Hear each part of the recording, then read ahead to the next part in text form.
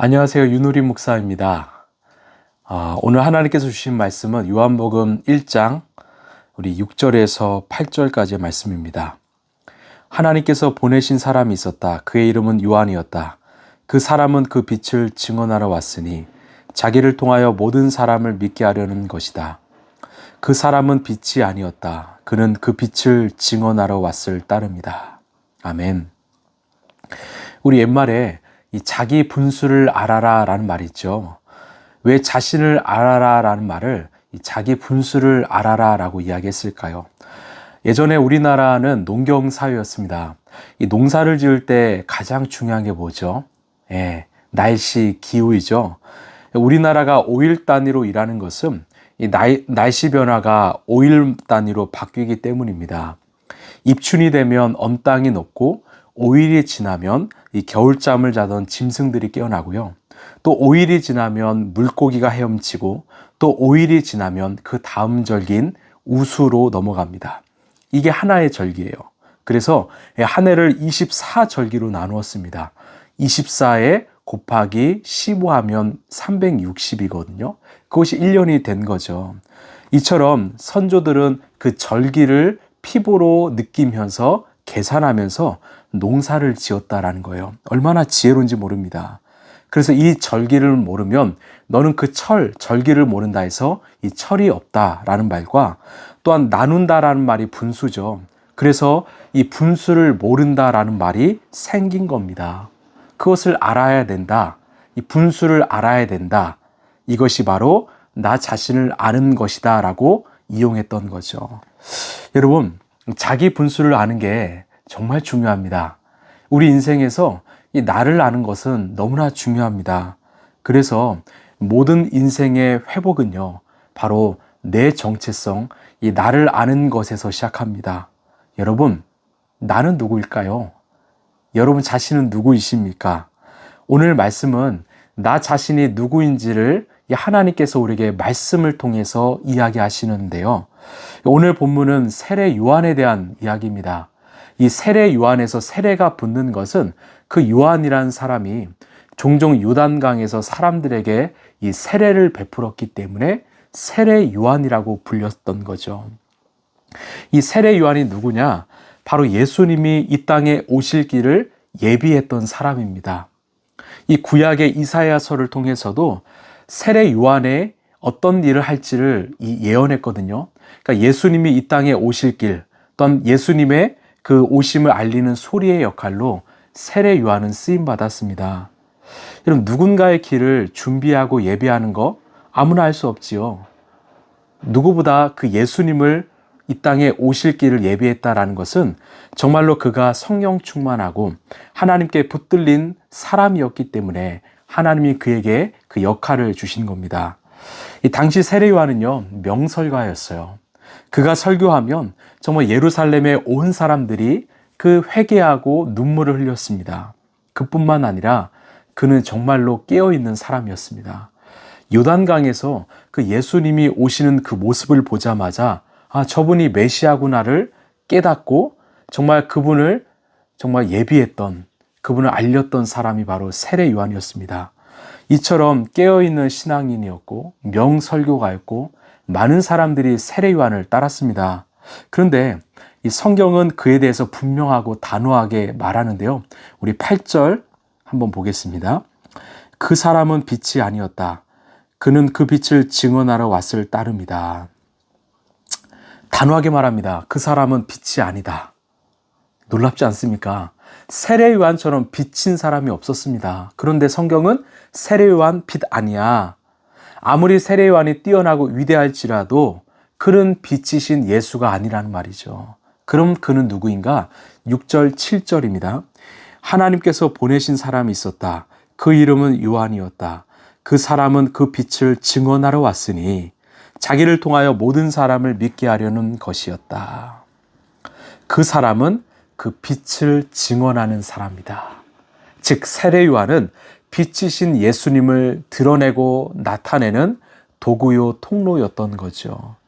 자신을 통해서 모든 사람들이 예수님을 믿게 하려는 그 역할로 하나님이 부여하신 거죠. 세례 요한은 이것을 알았습니다. 즉 자기 분수를 알았던 거죠. 자기가 누구인지를 알았습니다. 만약에 이 요한이 사람들의 인기에 취해서 그 열광에 취해서 자기 정체성과 자기 자리를 잃어버렸다면, 그래서 자신이 그 빛의 통로가 아니라 빛인 예수로 살려 있다면 그는 분명히 불행한 인간이 되었을 것입니다. 세리와는 자기의 정체성과 그 자리를 알았기 때문에 하나님께 칭찬받은 자가 된 것이죠. 다시 한번 8절을 볼까요? 그 사람은 빛이 아니었다. 그는 그 빛을 증언하러 왔을 따름이다. 이게 바로 우리 교회와 우리 크리스찬의 정체성입니다. 여러분, 우리 자신은 누구입니까? 우리는 결코 빛이 아닙니다.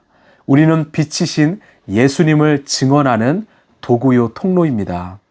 예수님을 증거하는 이유는 이 세상 사람들로 하여금 빛이신 예수님을 믿게 하려는 것이죠. 저도 마찬가지입니다. 저도 목회자이지만 저는 빛이 아닙니다.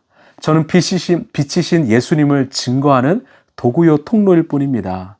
만약 제가 이 정체성을 잃어버리고 사람들의 인기와 칭찬에 도취해서 내가 빛으로 살아간다 한다면 저는 무너질 겁니다. 그리고 우리 공동체도 무너질 것이죠. 누군가는 이렇게 말할 수 있어요. 예수님께서 마태복음 5장 14절에서 너희는 세상의 빛이다 말씀하셨지 않습니까? 그럼 우리가 빛 아닙니까? 그런데 이 문장에는 깊은 의미가 있습니다. 이 태양은요, 발광체라고 하죠. 스스로 빛을 냅니다. 그런데 달이나 별은 스스로 빛을 내는 것이 아니라 빛을 받아서 반사하는 반사체라고 하죠. 무슨 말이냐? 너희는 세상의 빛이다. 이 말의 의미는 빛이신 예수님을 너희가 받아서 그 빛이신 예수님을 너희가 머금고 그 빛을 세상에 드러내다라는 거죠. 그렇기에 빛을 전하는 것도 중요하지만 그 빛이신 예수님을 내가 품고 그분과 함께 관계하고 동행하는 것 또한 중요하다라는 겁니다. 여러분, 빛이신 예수님이 내 안에 머무시도록 우리는 날마다 말씀 앞에서 끊임없이 자기를 부인하고 자기를 성찰하고 자기를 정화하는 그 삶을 살길 원합니다. 우리 자신을 돌아보고 또 나를 내려놓고 정말 나를 새롭게 하는 그런 삶을 살아갈 때 내 안에 계신 그 예수님은 여전히 살아계시고 언제나 머무르실 것입니다. 여러분, 이것이 말씀의 능력입니다. 스스로 사람들은 성찰하면 사실 그 성찰로 본래 자리로 돌아가기 쉽지 않아요. 또한 자기 깨달음으로 나를 부인하는 거 쉽지 않습니다. 오직 말씀이, 우리가 말씀 앞에 서면 그 말씀은 내 삶을 돌아보게 하고 나를 부인하게 하고 나를 정화시키는 능력이 있는 겁니다. 그래서 말씀은 살아있습니다. 말씀은 활력이 있고 날카로운 검과 같이 우리의 영과 혼을 찔러 쪼개기까지 하고 우리의 생각과 우리의 마음을 판단한다고 했죠. 이런 말씀 앞에 서시면 우리 자신을 돌아볼 수 있고 나를 부인할 수 있고 나를 정화시킬 수 있습니다. 여러분, 이거 한 가지 꼭 기억하십시오. 우리는 결코 빛이 아닙니다. 우리는 빛을 전하기 위해서 하나님이 택하신 빛의 도구요 통로입니다. 이게 우리의 정체성입니다. 우리의 인생을 통해서 하나님은 많은 영혼들이 당신의 품으로 돌아오길 원하십니다. 여러분, 우리는 빛을 전하는 빛의 도구요 통로임을 꼭 기억하시고 오늘 하루도 그 믿음으로, 그 정체성으로, 그 자부심으로 살아가는 우리 라이프처치 성도들 되길 간절히 소망합니다. 우리 함께 기도하겠습니다. 주님, 우리의 정체성을 바르게 인식하길 원합니다. 그래서 날마다 말씀 앞에서 자기를 성찰하고 자기를 부인하고 자기를 정화하는 그 일을 부단히 살아가게 하여 주옵소서. 어떤 상황이든지 우리가 예수님보다 앞서지 않게 하시고 정말 우리는 반사체로서 빛이신 예수님을 늘 품고 그 빛을 전하는 이 시대의 빛의 통로요 도구가 될 수 있도록 도와주옵소서. 우리 성도님들의 삶이 닿는 곳마다 그 발걸음이 가는 곳마다 정말로 생명이 살아나고 생명이 솟아나는 그런 놀라운 역사가 임하게 하여 주옵소서. 어둡습니다. 공허하고 혼란스럽습니다. 절망이 많습니다. 하나님 빛으로 그 어둠과 혼돈과 공허를 능히 바꿔나가는 우리 하나님의 라이프처치 성도들, 그런 그리스도인 될 수 있도록 도와주옵소서. 오늘도 함께 하실 것을 간절히 소망하오며 사랑이 많으신 예수님 이름으로 기도하옵나이다. 아멘. 여러분, 우리는 빛이 아니죠. 우리는 빛의 도구요 통로입니다. 그 역할로 늘 승리하는 저와 여러분 되기를 소망합니다. 감사합니다.